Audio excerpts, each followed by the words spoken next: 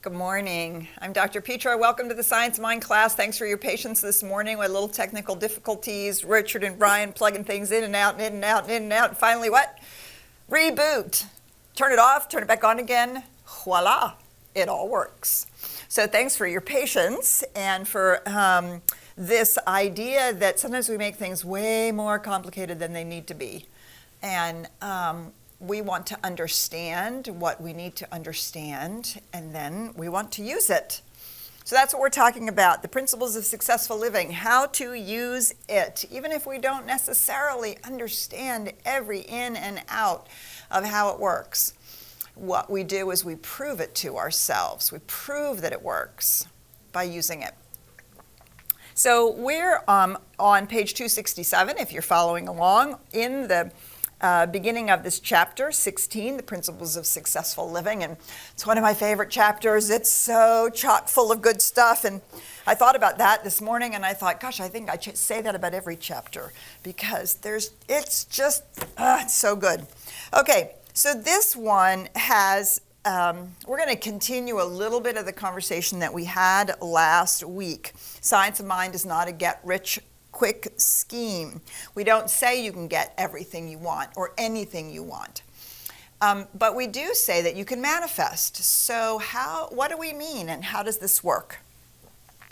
So the first part of this, the law is infinite, is a reiteration of what we understand about the universal law. And when we use the term law, of course, we're talking about the law of cause and effect, which is the universal law of creation, the way in which the intangible impulse of life becomes something that we see, something that we experience, and that the way in which life is expressed is done in a very orderly and lawful manner. What that means is the impulse expresses in exact relationship or correspondence in the outer to what the impulse was on the inner. Intention, movement and consciousness, thought, affirmation, whatever we want to say is the impulse. The outpicturing is directly related to that, cause and effect. So then it goes on to say this. So let's just recap. As we think into this universal mind, we set this law in motion, which is creative and contains within itself limitless possibilities. So there's an impulse for love or an impulse for a relationship or health or whatever that intention or desire is, but there are limitless possibilities about how that might unfold.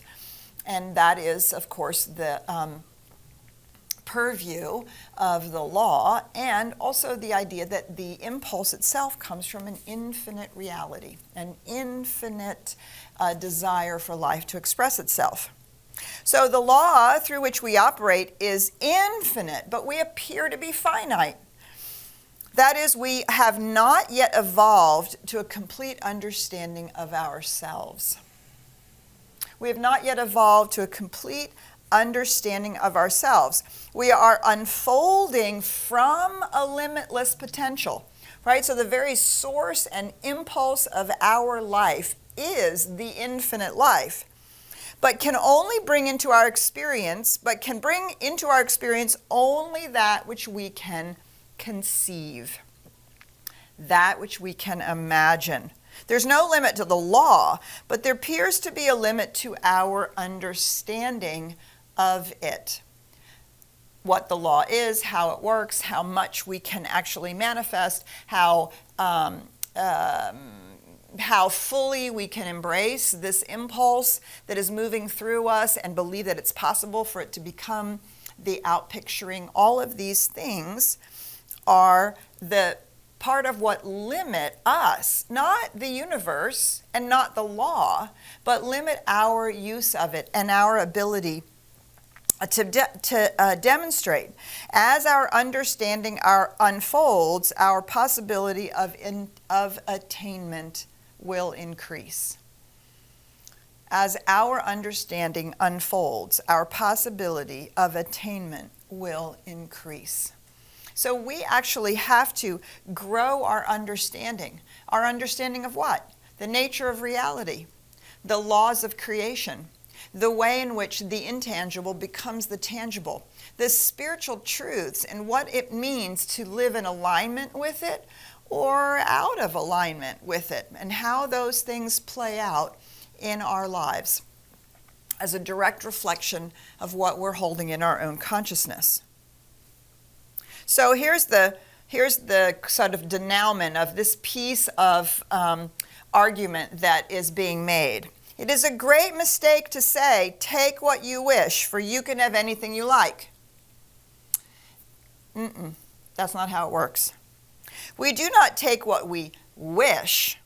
We do attract to ourselves that which is like our thought.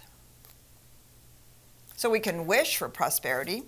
We can wish for a loving politic. We can wish for abundance and health. We can wish for our way of thinking to be the only way. But we attract to ourselves that which is like our thought. And so it depends on what we are spending all of our mental and spiritual coin on. What are we thinking about? What are we focusing on? What are we giving attention to? What are we constantly, what's revolving constantly in our own consciousness about all of these things that we wish for?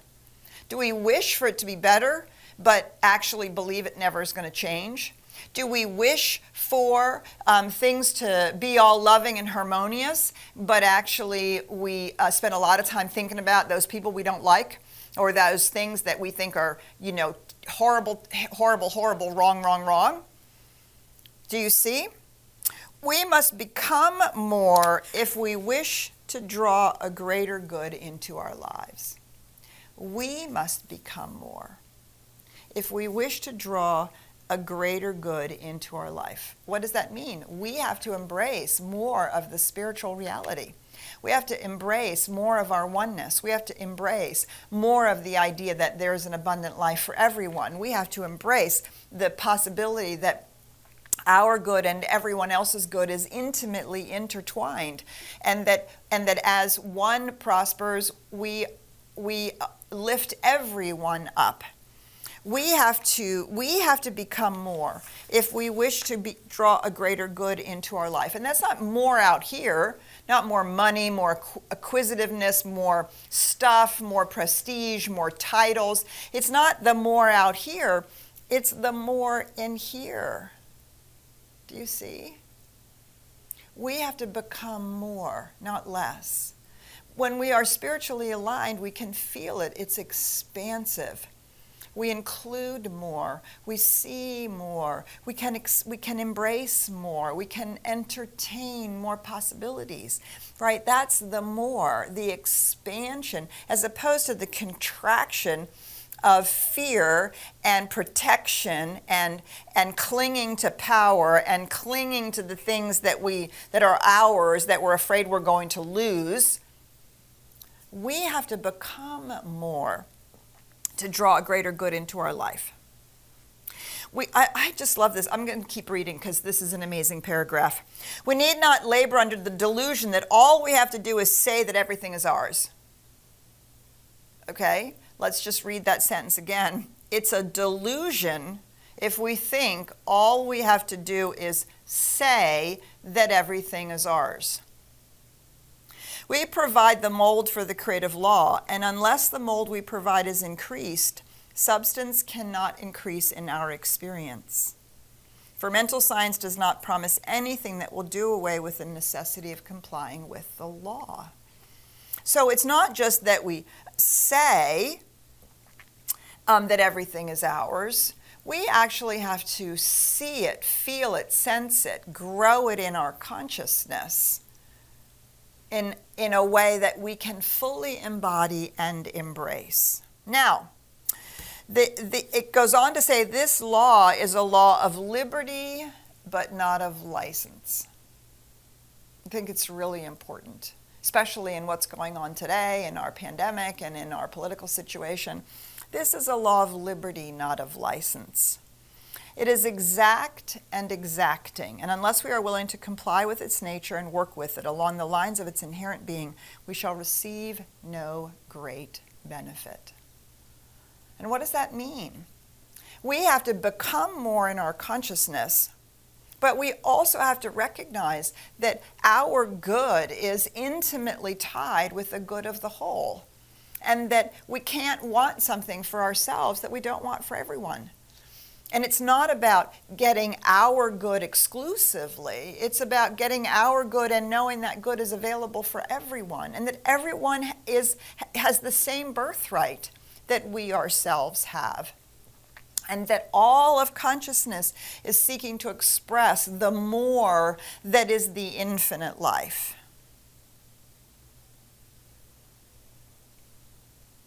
Every person must pay the price for that which he receives, and that price is paid in mental and spiritual coin. This could possibly be one of the most profound sentences in the science of mind. Everyone must pay the price for that which he receives, and that price is paid in mental and spiritual coin. So the price of hoarding is fear, and the fear that it's going to be taken away or that it's never going to be enough. The price of of violently taking what we want is the mental and spiritual coin of trying to impose ourselves on others or to extract from the earth or people that which we think is ours.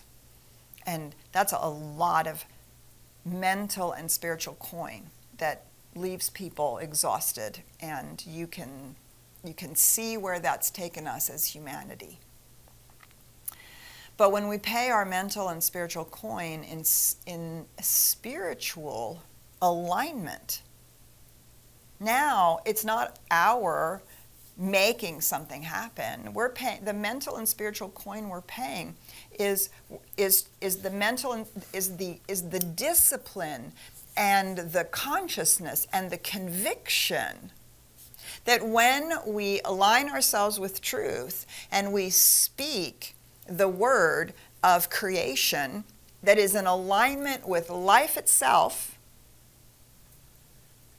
that the law must comply with that, because we're complying with the way the law works, and we're complying with the impulse of life itself. All nature conspires to produce and manifest the freedom of the individual, that it may unloose its own energy. Right? We are free to choose what those things are, but we must pay for them in mental and spiritual coin. And I think this is something that sometimes we struggle with because we want to just allow Spirit to do it for us. We're just going to say, okay, God, lay it on me. I don't know, whatever Spirit thinks is best for me. Well, the problem is, the only thing that Spirit thinks is best for each one of us is a full, happy, and successful life. But if we're not holding that in our consciousness, the law is simply going to keep reproducing what's in the subjective mind, the subconscious mind of ourselves or of the culture and people and nation and humanity as a whole that we live in and that we spend our attention on, our mental and spiritual coin on. So I find this whole section in here pretty in your face. It's pretty in your face, because when we can say, oh, you co-create your reality and you can have it all, and a lot of that's shorthand, and it can be easily misunderstood that we can have it when we comply with the way the law works, and we comply with being spiritually aligned with spiritual truth. And then we get to focus that on how that particular good looks to us, right? Whether we want a big house or a little house, whether we want to travel or we want to build a business or we want to become an artist. Those are the ways in which we shape that good personally. But it is our work to do this, to do the mental and spiritual discipline, to make sure that we really understand the nature of reality and that we're really using the law in alignment with spiritual truth. All right, we're going to stop there, Ryan, and because we have a whole nother section here. We're going to talk about the will of God. Ooh, man, you want to talk about, woohoo, we can move into that. But we're going to stop right there, and we're going to turn to Ryan and see what's going on out there and invite people to join in on the conversation. Welcome, everybody, and thank you all for joining us here at the Sunday Science of Mind class. And we appreciate everybody who's here with us on the Zoom room and also watching us on Facebook Live. For those who are on Facebook Live, if you'd like to hop on over and share your thoughts or questions, I put the link to the Zoom webinar inside of the description located above. And for those who are here with us inside of the Zoom room, go ahead and hit the raise your hand icon located down below at the bottom of your screen if you would like to be called into the room for your thoughts or questions. Also, as it goes for everybody on Facebook Live and on Zoom, please feel free to write your questions inside of the comments section, and I can read those as aloud. As aloud. I didn't mean it that way, but I'll read it aloud, and so that way we can have your thoughts and questions in the room. And I like to keep everything anonymous when it comes to the chats, so in that way you guys are comfortable with asking any kind of question that you have. So I see we have somebody here, Armando. Armando, do you want to go ahead and unmute yourself? Hi, Armando. No, we can't quite hear you. Hang on, it might be our speaker. We might need to turn our speaker here up so I can hear you. Hold on just a second. Okay, can you say it again? Can you hear me? Man, no, we're having a real tough time, barely. Armando. Do you want to go ahead and just get real close to your microphone and see if that's the issue? Can you hear me, Dr. Petra? You know what? I can barely hear you, but I'm gonna pay attention. So go ahead. So, the spiritual coin. Thank you for this chapter. This is really exciting. I wanted to share two experiences. One was in 2016 when I found it. Can you hear me? Yes, we can hear you perfectly now. Perfect. He took the pillow off of his microphone. Go ahead. When I founded Cardboard Project, I intentionally set a particular number for budget, operating budget for my organization, and it was way out there, a number that I did not think, I just put it out there. And year after year, I continued my spiritual disciplines. I continued to not get wrapped up in the details of the how, but I kept holding that in consciousness, doing visioning around that number that I wanted. And in November of this year, during this pandemic, not only did it manifest after writing in gratitude in advance, day after day, week after week, month after month, year after year. And in November, we celebrated our 4-year anniversary. And not only did we meet that number, but we quadrupled our numbers. And Wow. It was something that was not expected during a pandemic. And it's just that spiritual discipline and that spiritual, it's the discipline and the commitment and not get wrapped up in the details and the how. And even, year after year, it's just, okay, it's not here yet, but I just keep putting into the energy and keep showing up every day to the world and keep doing what I needed to do. And it manifested. And one other experience I wanted to share, it's not fully manifested yet, but when I founded this, I also created this with the intention of going national. And I intentionally created my models to go national. And of course, the pandemic hit. And I continue with those disciplines.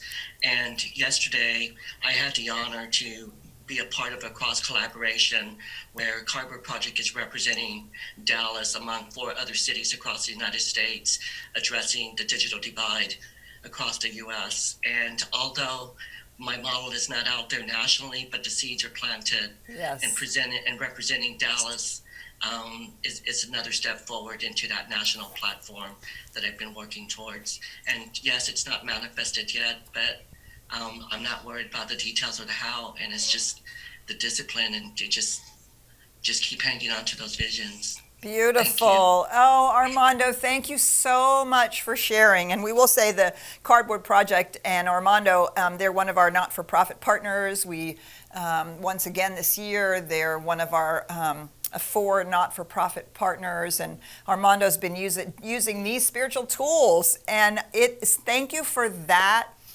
example, because that is the perfect example of what it means to use our mental and spiritual coin. To set the vision, set the intention, to not become distracted by the doingness and the daily and weekly and monthly up and down and in and out and not uncertainty and not knowing, right? But allowing the spiritual discipline to be the anchor, and then walking confidently through all the ups and downs because the mental and spiritual coin is being paid. This is the end result, and I will not be moved from this end result. And so what that also means is that when there's a disappointment, or if there's something that doesn't work out, or if it doesn't look like it's happening in the time frame that we have, right, we don't get all wrapped up in that and then say, see, it doesn't work. This will never happen, right? Because now we're paying different coin. And now we have a conflicting mold or image that we're actually presenting the law to outpicture. And so your confidence about this next piece of the vision, also beautiful. This is clearly a step. I don't really know how this thing with representing Dallas is how it's going to manifest, but just taking the steps because you're so committed to the spiritual discipline. And good for you. Congratulations. It's super awesome. I love hearing your demonstrations, Armando. Thank you for sharing.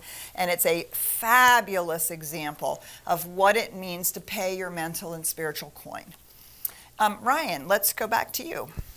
Yeah, and I really appreciate what Armando has done. I really look up to him for all that he is inside of the community. So shout out to the Cardboard Project. All right, so I'm going to ask Danita to unmute yourself and ask your question. Hi, Danita. Oh, No. Hold on one second, Danita. It's asking me that I'm promoting you to panelist instead. Okay. Now, Danita, you should be able to unmute yourself. Hi, are you there? There you go. Yeah, I'm new to this. I'm new to this Zoom. That's all good. You're doing great. And I'm new to this discipline. Uh-huh. This is my first time. And I think I emailed you, and I'm sorry if I bothered you, but I don't think so. since you're reading in the middle of the book, Uh-huh. I haven't read it through. So how would I go about studying it on my own? Because I kind of get confused. I'm easily confused. Well, that's a great question. And so I would suggest 2 things. First of all, this is a really, it's a pretty daunting book to start out with. And unless you're a philosophy and a kind of geeky nerd like I am, it might be a little daunting to start out with. And it is very confusing because the person who wrote it, Ernest Holmes, did a lot of confusing circular logic, which is why we go through it so carefully. So if you want to do it on your own, I would suggest 2 books to start with. The first book is a book called How to Change Your Life by Ernest Holmes. How to Change Your Life by Ernest Holmes is a very simplified conversation about our understanding of the nature of reality, which is basically a metaphysical interpretation, a metaphysical understanding of the nature of reality drawn from philosophy, science, religion, and psychology, kind of wrapping it all up together. So How to Change Your Life provides a good entry point into the theory.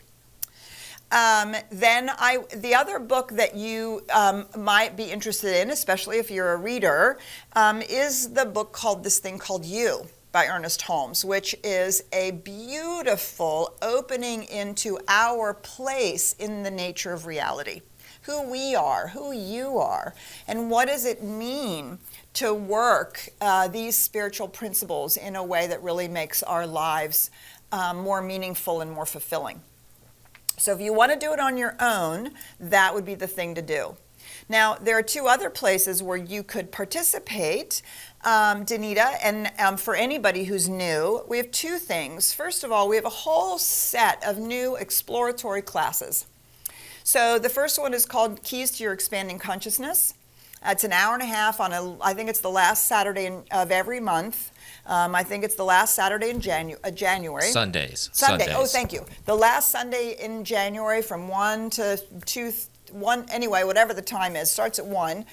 And it's just an introduction to all of these concepts. So there's the keys to your expanding consciousness, the keys to spiritual practice, and the keys to the spiritual path. And so they're just little, entrances in it to kind of get a feel for what's going on. And it's all on Zoom. So, and you'll get better and better at Zoom as you start taking classes and you start participating. We all have been on the learning curve. And then if you want to, you say, this seems interesting to me. I want to actually learn it, and I want to start practicing it. Then you would jump into our foundations class. So the foundations class starts in March.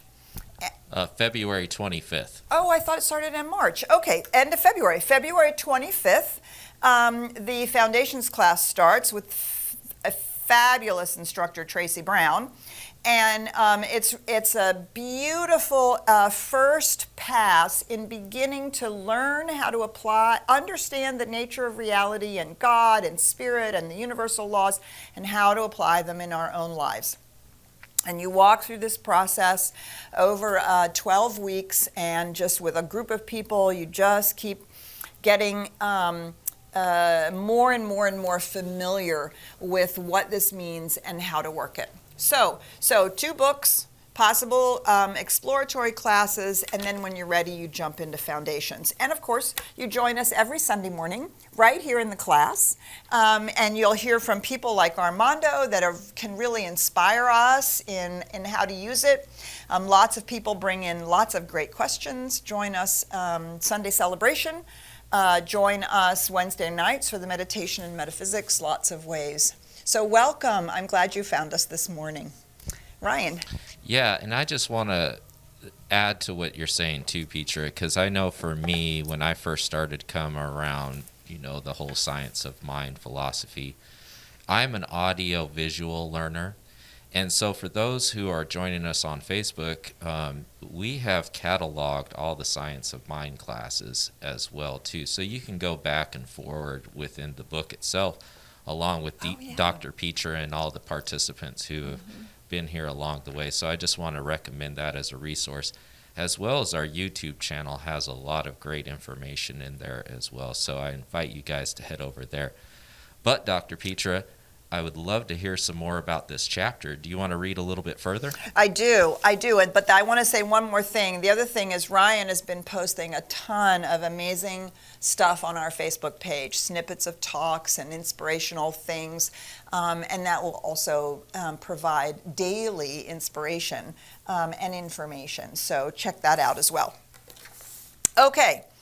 So mental and spiritual coin. What is it to pay mental and spiritual coin? That is a big question. And the answer to that is anything. Anything that you can describe as a spiritual practice.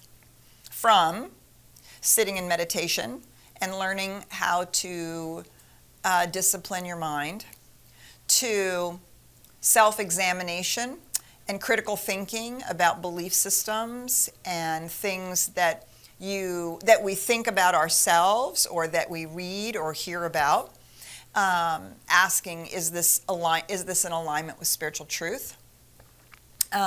Learning to pay attention to our words, learning to have a positive attitude, learning to stay committed to our end result, learning how to be emotionally intelligent with our emotions without letting them run the show.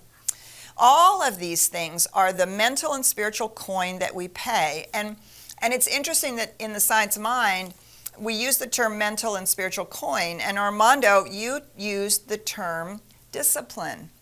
And I find it fascinating that in much of the science of mind, we don't use the term discipline because it has lost its spiritual connotation, and it has become conflated with the idea of punishment.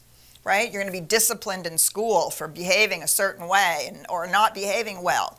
And so we think of discipline as so often as punishment. And we think of discipline as actually not getting what we want. I have to be disciplined with my food. I don't get to eat what I want. I have to be disciplined with, I think that's the one thing I can think of, or disciplined so that my addictions don't run away with me, right? And I don't get to have what I want. But the original, the root of the word discipline is actually a Latin word that is the same root as the word disciple. And what does it mean to be a disciple but to follow something? And in the academic world, a discipline is a body of knowledge that one studies. There's the discipline of medicine. There's the discipline of mathematics. And because all of these things have rules and they have ways in which we understand the nature of reality through the lens of this particular map, so shall we say, the topography of reality becomes revealed to us through the map we're studying. And different maps show us different things about this infinite nature because, we need lots of maps because it is, of course, an infinite nature. And so we study the metaphysical map of the nature of reality. We study the map of consciousness. And it, too, is a discipline. And we learn the way it works, and we learn the laws, and we learn our engagement, what is necessary for us to do and how to do it. Just as, anyway, I was just going to go on a tangent, but I'm coming back. So our discipline is mental and spiritual. That's our discipline. It's mental and spiritual. It's what's going on in our consciousness, in the brain, heart, whole, right? Because you can't just say just what's going on in my head or just what's going on in my heart. It's actually the totality of what's going on in my head, heart, and quite frankly my body, which is what's going on in my consciousness. And so our discipline is the discipline of our consciousness, which we corral and which we guide with our intention, our mind, our commitment, and our willingness to stay focused on what it is that we're doing. So I invite you to make friends with the word discipline. I loved, Armando, that you used that word. I used to hate that word. I hated it until I began really, really thinking about this sentence. Everyone must pay the price for that which we receive, and that price is paid in mental and spiritual coin. So I'm not going to receive my good if all I'm doing is being afraid or worried or thinking it's not going to work out or remembering all the ways it hasn't worked out in the past or wondering whether I'm good enough or worthy enough or maybe I get a little bit of it and then I think, oh, well, this is not going to last. All of those things are the law is using to continually provide the life that I am manifesting. My mental and spiritual coin is to corral all of that and say, no, I'm not going to give attention to that. I'm going to discipline myself to be grateful, to pay attention to my vision, to pay attention to the good that's showing up, to pay attention to my feelings and learn what they're showing me. What are they bringing to my attention so that I can then make some decisions and ultimately that my actions are in congruence. My actions are in congruence with what I say I believe and how I see myself and how I want to live in the world, right? That's a discipline. If I see myself as a loving person and all of a sudden I have very uncharitable and shall we even go so far as to say hateful thoughts, I have to stop and really look at that. Is that in alignment with what I believe to be true about life and about myself? So what do I do with that? How can I see that differently? How can I hold that and engage in it, right? All of that is the process of paying our mental and spiritual coin. All right, so Ryan, let's come back to you. Yeah, so I had a question that came in through the comments, and I wanted to read this aloud. It says, I'm in the beginning stages of starting my own company. However, lately I'm catching myself being consumed by fear because of what I'm hearing about what's going on in the world right now. Over the past weeks, I haven't progressed with the new business because of this fear, which is debilitating and completely unhealthy. What would you suggest I do to change my way of thinking in order to switch my spiritual coin, even though I feel these fears are so real and so close by? Yeah, it's a great question. And so, so the first thing we do is we just notice that we're feeling fear, right? We don't want to pretend we're not afraid. Because that doesn't work. That just suppresses it and it either lodges in our body or it comes out sideways. But we also don't want to wallow in our fear. We want to see what our fear is telling us. Usually, and in the situation that you're describing, what I'm going to suggest that we might notice is that our fear is showing us that we believe that the conditions of life, the outward human conditions of life, are more real than the spiritual truth that we believe. Or we wouldn't be afraid, because we would know that the spiritual truth is actually more powerful than the conditions. So our fear is showing us that we have become,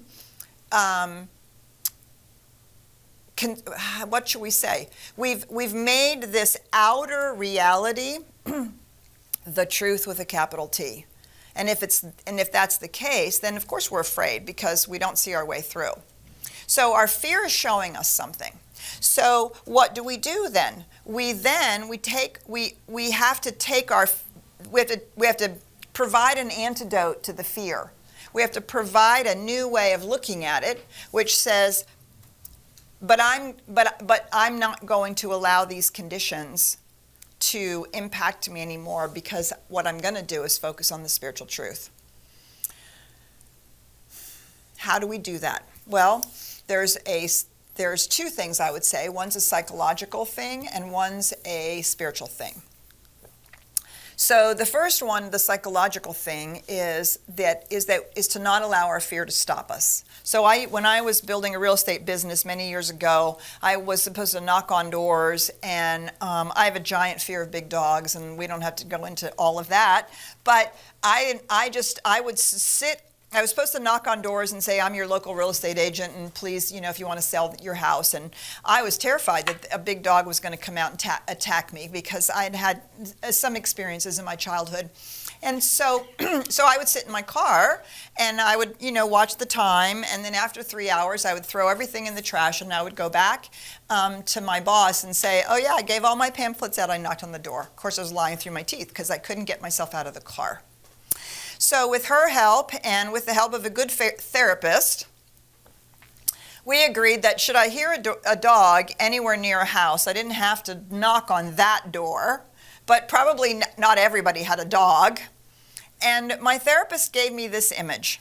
And the image was, you take your fear and you put it right here beside you. because you are not your fear. Your fear is something that you have. We're not going to pretend it's not there. We're not going to suppress it. You just take your fear and you put it right beside you. And you put your arm around your fear and you say, you and me, we're going in together. We're going in together. So what if you're afraid? The fear is telling us something, right? For me, it was telling me that I had so convinced myself that this experience that I'd had twice in childhood would be forever repeated, and that I was terrified that any dog that I met was going to be exactly the same thing, that I was going to experience it, right? And that's a completely overblown idea. And so I had to discipline my consciousness without pretending the fear didn't exist, without making the fear wrong. I just put my arm around the fear and say, you and me, we're going in together. I have used that forever. And so that's the psychological thing, right? Is to move despite your fear. Not making it wrong, but to move anyway. Then the second thing is the spiritual work. This is when I think that the tool of affirmations is the best possible tool. When I get really afraid, if I get afraid about the political situation, or I get afraid about the economy, or I get afraid about the donations for the center, or I get afraid about the environment, and I can start feeling that fear start to really swirl within me, I reach for my affirmations. Now, a good affirmation is short. It's less than 10 words. It's one I can remember. It's not a big, long paragraph, and I'm not trying to change everything in my life. But I reach for a really powerful affirmation, and I start using it like a mantra. I just say that affirmation over and over and over and over and over again. And sometimes the affirmation is as simple as, more powerful than conditions is the spiritual truth. More powerful than conditions is the spiritual truth. The spiritual truth is more powerful than any condition. And that's what the economy is. It's a condition, and we use our spiritual tools to raise ourselves out of that to a spiritual understanding that we are co-creating. And we raise ourselves out of those laws of averages, the way things are, and into an outpicturing of spiritual truth. And so the affirmation becomes, for me, white noise. Because when I'm saying that affirmation, my fear doesn't, the thoughts that are associated with that feeling of fear, they don't have any space to come in. And I can't look for evidence about why I should be afraid, because I'm busy being with my spiritual affirmation. Spiritual truth is more powerful than any condition. The abundance of the universe is present regardless of the economy. Another possible affirmation. Businesses grow even in the depression. Businesses grew even in the depression because life is always seeking to grow. I'm never given an idea without given the means to support that idea, right? Any affirmation that really starts to hook you into the spiritual truth, you latch onto it, and it's your affirmation, not somebody else's. It's what works for you. And then I use that as white noise. And I'll say that affirmation 150 times a day, every day for weeks if I need to. You just keep at it. That's mental and spiritual coin, because what you're doing is you're saying, I am not my fear, and I am not my thoughts. I am the spiritual truth of who I am, and I am choosing how I'm going to move forward in life, and I am choosing what I'm going to manifest because I am in alignment with the way life is seeking to express through me. And life, infinite life, it isn't conditioned on anything. It is actually the limitless life that we talked about earlier. So I have to embrace more of that limitless nature. I have to become more of myself, which is an individualized expression of that limitless nature. I have to really grow into the possibility that I can transcend the condition, the economic condition of the reality, the human reality that I see around me, right? This is the discipline, the mental and spiritual coin. And you can do it. We can all do it. Armando is a fabulous, fabulous inspiration for each one of us. All right, great questions. This is a fabulous way to have our time together. Thank you so much. We've got lots of things going. Please go to CSLDallas.org and find out all of our classes and things that are coming up. You can make a donation there. I love you very much. I'm so happy to spend the time with you. We'll see you in the celebration. We'll see you when we see you. Bye for now.